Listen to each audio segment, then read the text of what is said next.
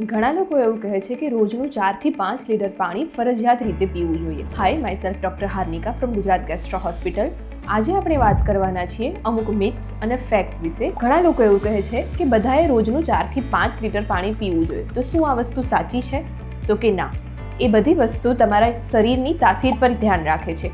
ઘણા લોકો માટે રોજનું પાણી અલગ અલગ હોઈ શકે છે. એમનો કેટલો પરસેવો વળે છે, કોઈકને કેટલું વજન છે, કે લોકોને કેટલી ગરમી થાય છે. અમુક પ્રેગ્નન્ટ ફિમેલને પણ પાણીની જરૂર વધારે પડી શકે છે. તો એ એમની શરીરની તાસીર નક્કી કરે છે. તો તમે શું કરી શકો? સવારમાં ઉઠીને 1 થી 2 ગ્લાસ પાણી પીવું એ જરૂરી છે. ગરમીના ટાઈમમાં તમે પાણી સાથે ORS મિક્સ કરીને પી શકો તો તમારા શરીરને જરૂરી પ્રમાણમાં બોડી ફ્લુઇડ મળી રહે. તમારી સાથે ખાસ કરીને ઉનાળાના ટાઈમમાં બોટલ સાથે જ રાખો. થોડા ટાઈમે થોડા અંતરે સિપ પાણી પી શકો છો.